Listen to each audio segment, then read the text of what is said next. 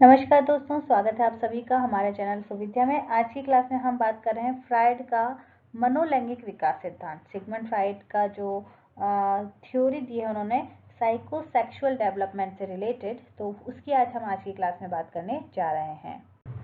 अगर हम बात करते हैं सिगमंड फ्राइड की, तो उनकी अवधारणा थी कि किसी भी व्यक्ति के व्यक्तित्व के विकास पर उसकी काम शक्तियों का सबसे ज़्यादा प्रभाव पड़ता है और उन्होंने साइकोसेक्सुअल डेवलपमेंट से रिलेटेड 5 अवस्थाओं को बताया है। तो मुख्य रूप से 5 स्टेजेस होती हैं बच्चा के जन्म से लेकर मृत्यु तक से संबंधित। उन्होंने साइकोसेक्सुअल डेवलपमेंट से संबंधित टोटल 5 अवस्थाओं को बताया है।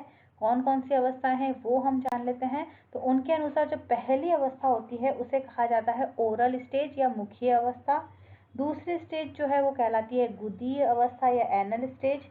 तीसरी अवस्था है लैंगिक अवस्था, फैलिक स्टेज। चौथी अवस्था है अदृश्यात्मक अवस्था या लेटेंसी स्टेज। और पांचवी अवस्था होती है जेनाइटल स्टेज या जननेंद्रिय अवस्था।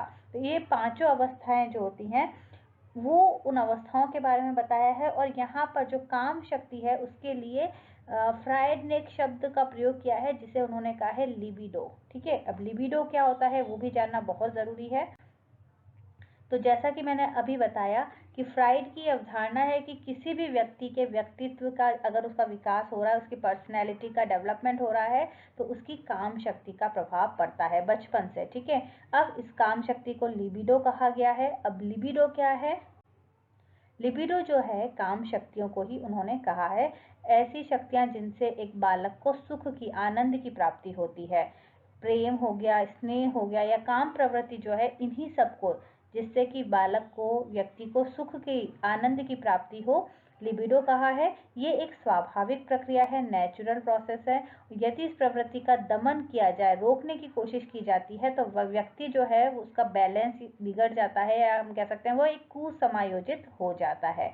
तो लिबिडो शब्द का प्रयोग यहाँ पर काम शक्तियों के लिए उन्होंने कहा है। अब हम बात करते हैं कि मनोलैंगिक विकास की 5 अवस्थाएं कौन कौन सी हैं। तो यहाँ पर पहली अवस्था होती है मुखावस्था, मुखी अवस्था, या फिर हम जिसे ओरल फेज कहते हैं, जो बच्चे के जन्म से लेकर 1 वर्ष तक की उम्र को माना गया है। ठीक है, मनोलैंगिक विकास की ये पहली अवस्था है और 1 वर्ष से कम आयु के बच्चे जो हैं वो इस अवस्था से गुजरते हैं।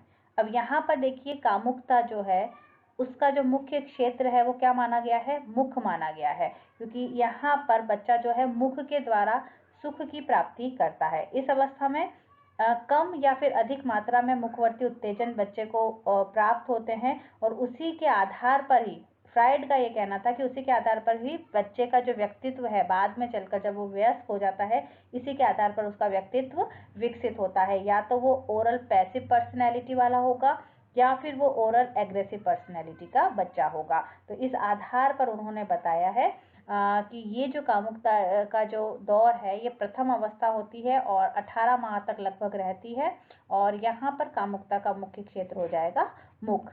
अब उन्होंने ये भी बताया है कि कई बार अगर इस प्रकार के सुख की प्राप्ति बच्चे को नहीं हो पाती है, तो बच्चे में या तो बाद में चल के धूम्रपान की आदत पड़ जाएगी, या फिर मतलब कहीं ना कहीं उसे अल्प संतुष्टि अगर हुई है तो वो एंजाइटी का शिकार होगा और डिप्रेशन का शिकार हो सकता है, या सब मिलाकर कहीं ना कहीं कुसमायोजन उसमें दिखाई देने लगेगा। दूसरी जो अवस्था बताई है वो दूसरी अवस्था है एनल फेज या फिर गुदीय अवस्था। ठीक है ना, यहाँ पर हम कह सकते हैं कि कामुकता का क्षेत्र अब बच्चे में मुख न रहकर अब यहाँ पर जो एनल एरिया है या गुदा वाला जो क्षेत्र है वो बच्चे के लिए केंद्रित हो जाता है। तो एनल फेज जो कि 1 से 3 साल के बच्चों में दिखाई देती है, लगभग 18 माह से 3 वर्ष भी आप कह सकते हैं। काम शक्ति जो है, लिबिडो जो है, वो मुख से हटकर अब गुदा क्षेत्र में केंद्रित हो जाती है। अब इस अवस्था में क्या होता है कि बच्चों को मलमूत्र त्यागने या फिर उसे रोकने में आनंद का महसूस होता है, आनंदित वो महसूस करते हैं। और इस प्रकार की जो अवस्था है, यहाँ पर बच्चों को मूत्र विसर्जन या फिर वो कैसे पॉटी कर रहे हैं, इन सब की ट्रेनिंग जो है बच्चों को दी जाती है। तो ये दूसरी अवस्था हो जाएगी एनल फेज। जो तीसरी मुख्य अवस्था है वो है फैलिक फेज।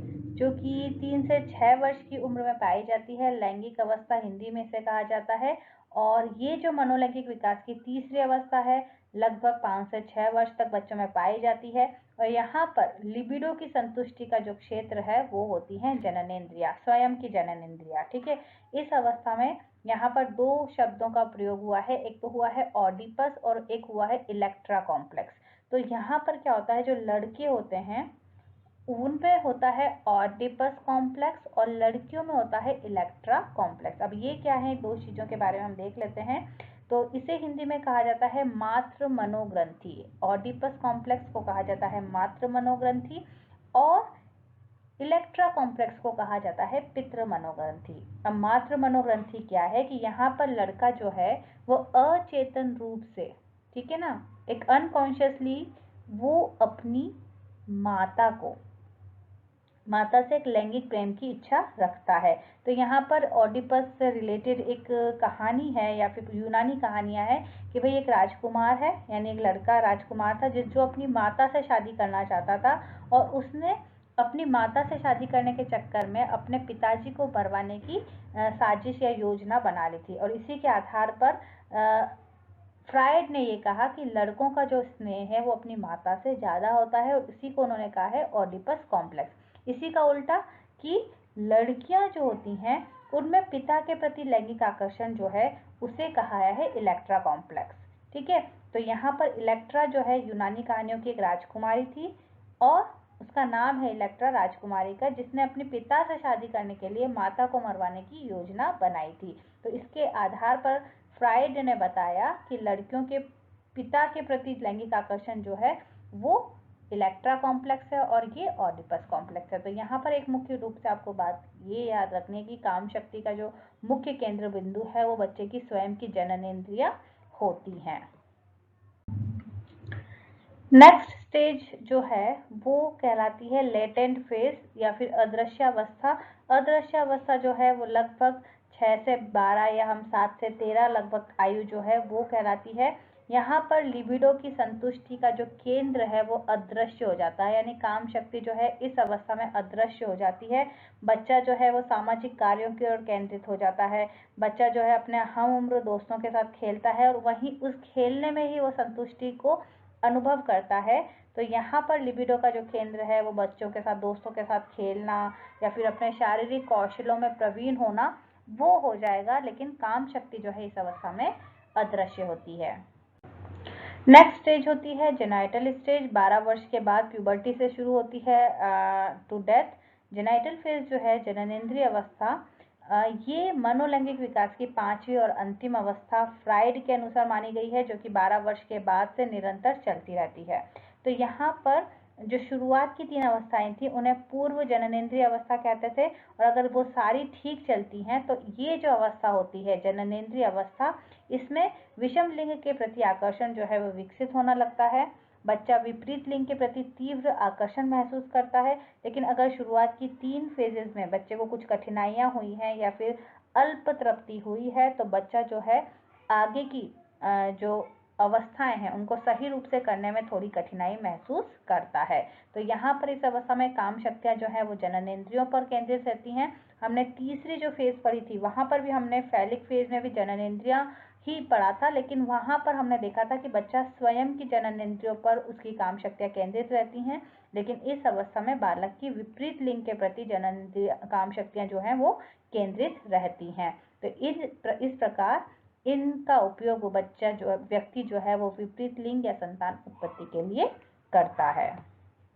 तो यहाँ पर आज की क्लास में हमने बात की फ्रायड का मनोलैंगिक विकास सिद्धांत या फिर हम कह सकते हैं साइकोसेक्सुअल डेवलपमेंट, जो कि फ्रायड के द्वारा बताया गया था।